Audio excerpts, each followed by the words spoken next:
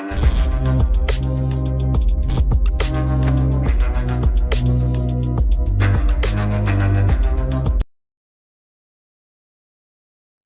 video ini akan membahas mekanisme respon imunitas adaptif.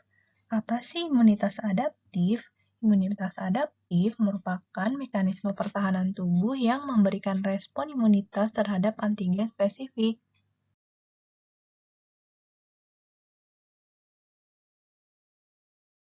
Sehingga imunitas adaptif disebut juga dengan imunitas spesifik.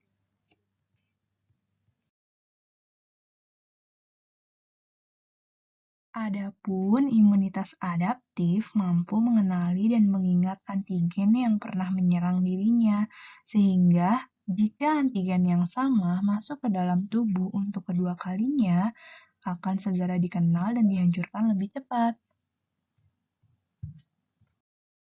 Kemudian, imunitas adaptif ini dikelompokkan lagi menjadi dua, yaitu respon humoral dan respon di perantara sel. Dinamakan respon humoral karena darah dan limfa disebut juga sebagai humor tubuh, di mana humor adalah bahasa Latin yang artinya cair. Respon humoral merupakan respon kekebalan tubuh yang terjadi setelah antigen masuk ke dalam tubuh dan menghasilkan antibodi dalam plasma darah dan limfa. Secara sederhana, respon humoral dapat digambarkan sebagai berikut. Awalnya, sel akan menghancurkan antigen tertentu yang menyerang tubuh untuk pertama kalinya.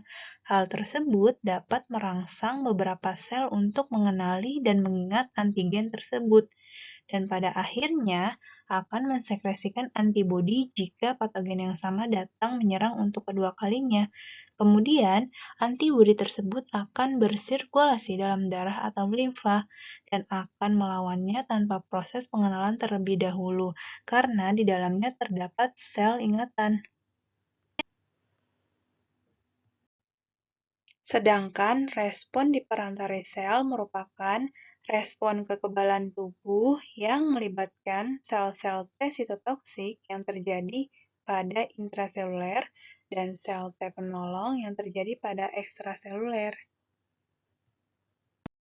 Secara sederhana, mekanisme respon di perantara sel, pengelolaan antigennya hampir sama dengan respon humoral, namun yang membedakannya adalah aktifnya sel T sitotoksis yang dapat melawan patogen dengan cara menghancurkan sel-sel yang terinfeksi oleh patogen tersebut. Selanjutnya, respon di perantara sel ekstraseluler. Awalnya, antigen ditelan oleh makrofag. Setelah antigen ditelan, makrofag mengandung fragmen protein atau peptida dari antigen tersebut. Selanjutnya, fragmen protein dipegang oleh molekul HEMAC kelas 2 milik makrofag yang dimunculkan di permukaan selnya. Kemudian, reseptor sel T penolong berikatan dengan fragmen protein atau peptida tersebut. Pada saat itu, terdapat CD4 di permukaan sel T penolong yang berikatan dengan molekul HEMAC kelas 2 untuk membantu agar sel T penolong dan makrofag tetap bergabung.